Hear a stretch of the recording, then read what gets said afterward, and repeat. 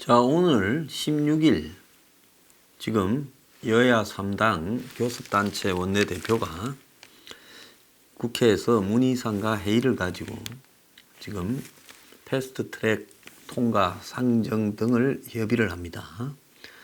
자, 그래서 한국당은 이 부분에 대해서 필리버스터를 계속 하겠다 하지만은 황교안이나 심재철이가 협상은 열려 있다는데, 제가 이 협상을 열려 있다 한다고 한국당에 유리한 협상이 될 리가 있겠습니까?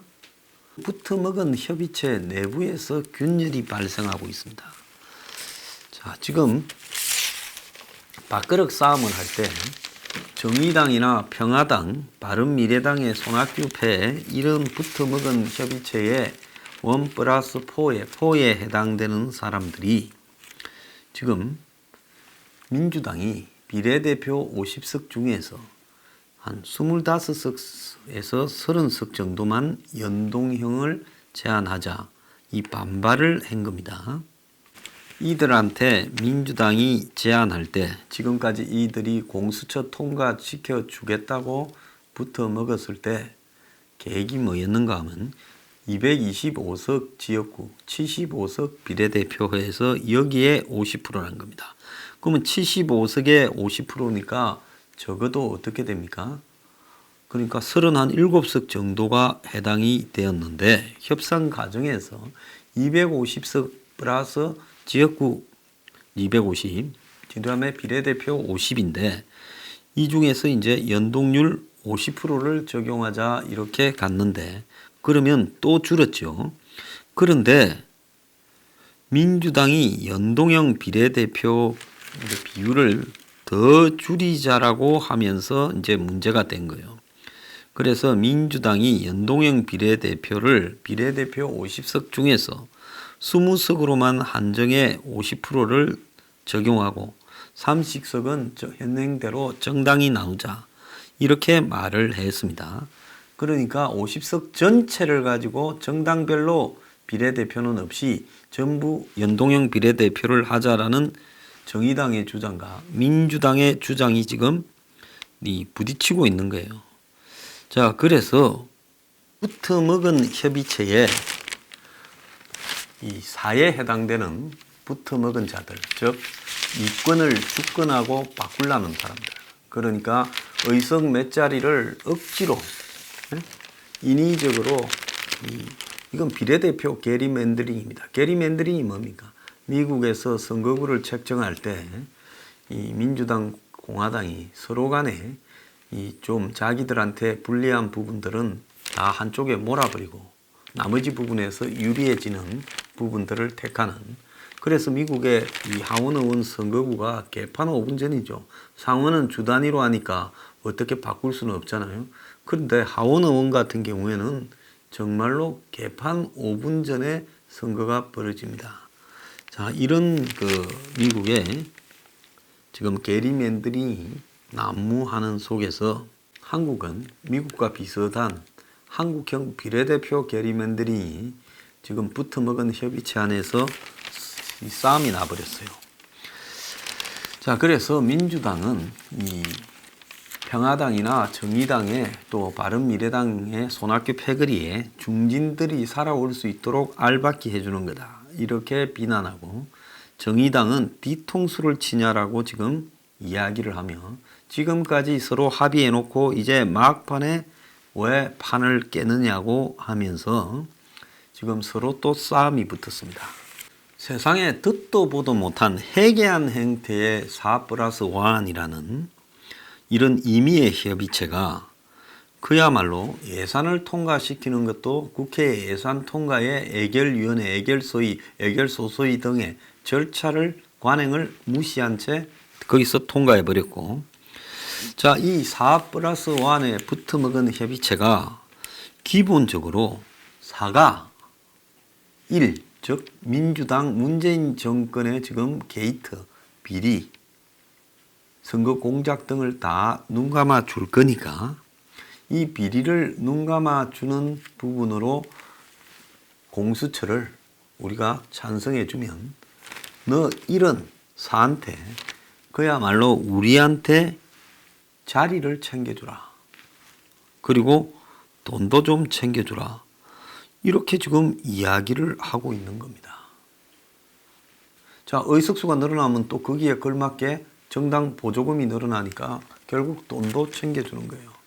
그러니까 비리를 갖다가 우리가 못 본 척하고 그 비리를 계속 저지를 수 있고 검찰에 당하지 않도록 우리가 민주당 문정권한테 도와줄 거니 너네는 우리한테 의석이 늘어나서 돈을 좀 많이 받을 수 있도록 해주라.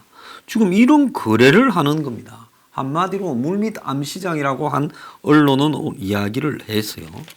여기에 중재를 해야 될 문희상이라는 사람은 자기 의원직을 아들한테 물려주려고 지금 수종 노릇을 합니다. 요즘 한국에 체면을 상실한 자들이 많이 있어요. 자, 대표적인 게 뭔가 하면 국회의장까지 한 사람이 지금 총리하겠다고 지금 나서고 있습니다.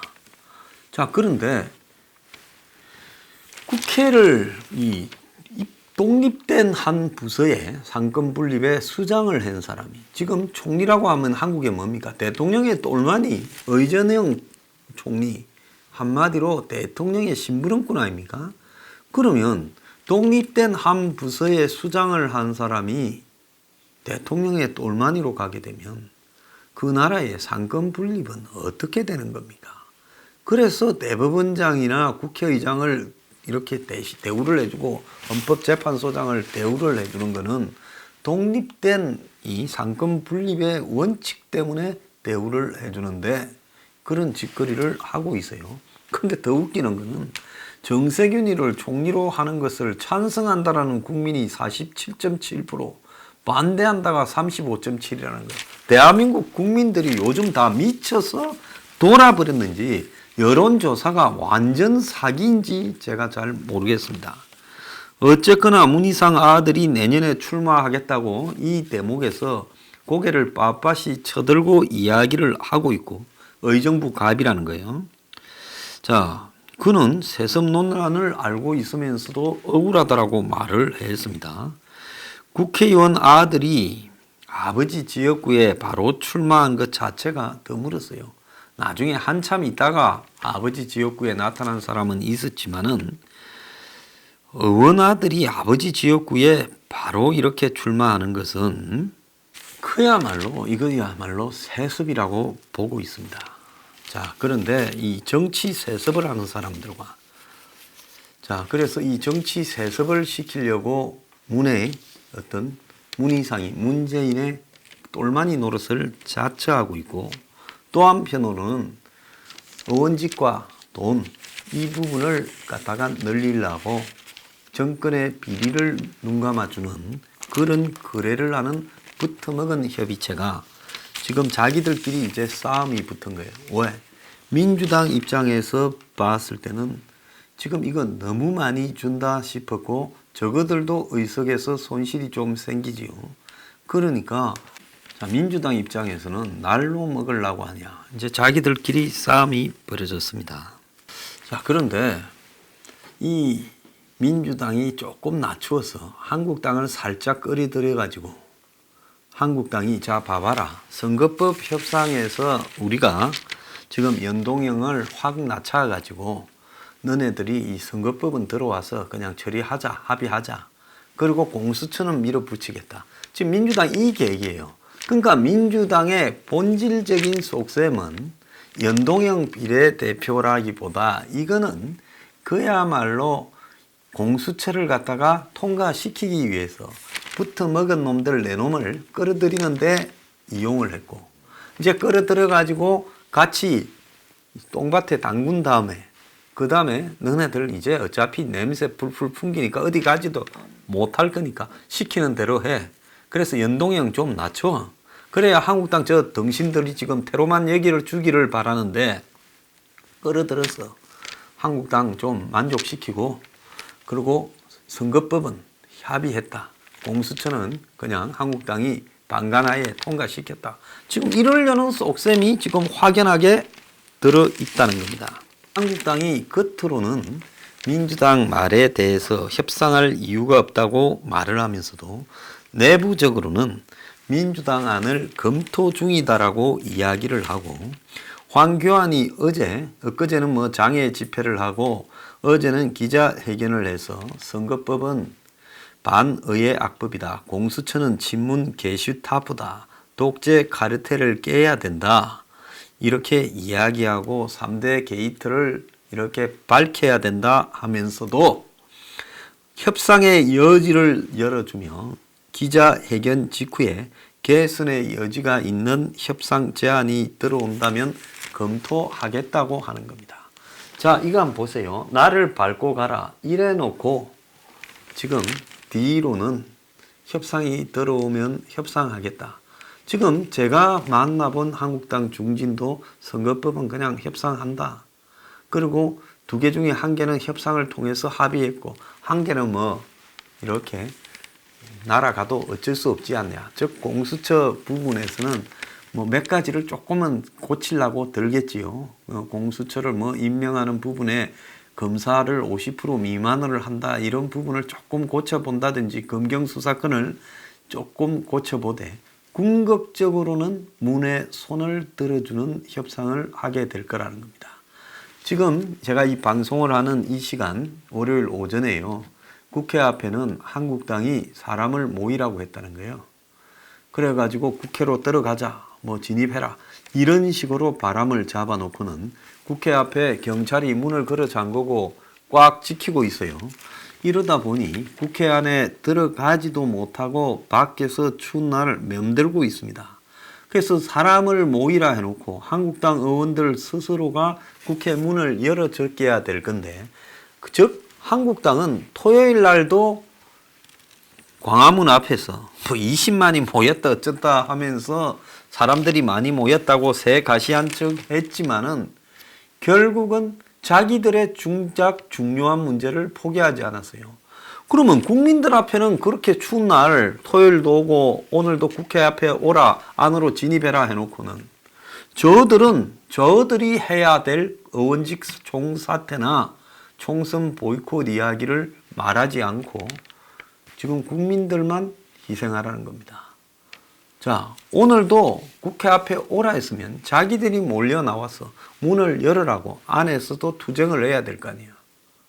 그런데 그러지는 않은 채 사람은 모아놓고 지금 국회 들어가지도 못하고 길바닥에서 수천 명이 지금 헤매고 있어요. 웃기는 짓거리를 하고 있는데요. 한국당이 그래라 한다고 와 그럽니까? 자, 나를 밟고 가라. 제가 어제 웃기는 장면을 하나 봤어요. 낮에 12시에 영화 소개하는 프로에 보니까 판소리 복선가 하는 영화가 있더만요. 영화의 이제 주요 장면을 조금씩 소개하는데 거기에 복스 코치가 이게 좀 몸이 안 좋아서 대회 나가봤자 안 될 애한테 가지 마라 하고 들어누워 있어요. 그러면서 나를 밟고 가라 하고 걔가 체육관 앞으로 나가는데 복도에 딱 누운 거예요.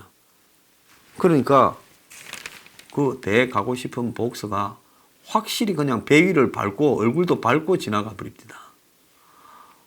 그래서 내가 한국당이 나를 밟고 가라 한 저 말이 영화 판소리 복서에서 나온 이야기구나 하는 걸 알았어요. 어디서 본 거는 있어가지고 저렇게 말하면 비장하게 보이잖아요. 그런데 내면으로 보면 저게 뭔 짓입니까? 정말 유치찬란하기 짝이 없는 짓이지 않냐 이 이야기입니다. 저런 식으로 장난친다고요. 되겠습니까? 한국당은요 사람 모아놓고 웃기는 짓거리 하지 말고요. 자기들부터 지금 해야 될 일을 해야 될 건데 절대 안 할 겁니다. 그래서 저는 정말로 이 야당 복이 있다. 영국의 런던에서도 확 깨지고도 러스트벨트 등을 모아가지고 지금 영국 역사상 최대의 압승을 보수당에서 했어요. 보리스 존슨이라고 하는 보수당의 이 총리가 어설프기 짝이 없는데 한 사람 수준에서 압승을 한 거는 제레미 코빈이라는 노동당의 이 당수가 하도 꼴통이라서 그러니까 상대가 워낙 멍청하니까 멍청한 보수당이 이기겠다는 겁니다. 자, 그런데 한국당의 지금 꼬라지가 내년 총선에서도 지금 질 것이 거의 확실해지고 있는데 지게 되면 4연석 패배를 했던 영국 노동당처럼 될 것이다 라는 이야기가 지금 나오고 있습니다. 자, 지금 국회에서 이제 대중들이 밀어붙여서 문이 열렸다고 합니다. 참 기가 찬 일이 아닙니다. 자, 지금 민주당이나 정권의 목표가 공수처에 있다라는 게 이제 확인이 되고 있고요. 딴 거는 지금 솔직히 말하면 연동형 비례대표는 크게 관심이 없어요. 얘들은 공수처가 핵심이고 공수처를 꽂히기 위해서 연동형 비례대표를 썼는데 이 연동형 비례대표 비율을 낮추면서 붙어먹은 협의체에 불만을 유도하고 있습니다만은 그것이 결국 한국당으로 하여금 협상으로 들어오라고 꼬드기는 거고, 그래서 아마 붙어먹은 협의체에는 다른 걸로 먹이를 좀 던져주고 한국당하고 선거법 협상이 되면 한국당은 공수처에 대해서 말로는 게시타포 법이라 하고 나를 밟고 가라 하지만은 그야말로 저그들 지지하는 사람들만 생고생 거리로 놓으라고 이렇게 하면 시키고 있지, 저들이 지금 포기해야 될 부분은 전혀 하지 않고 있다는 거예요. 자, 이게 지금 여야가 놀고 있는 꼬락서니가 다 웃긴다는 겁니다.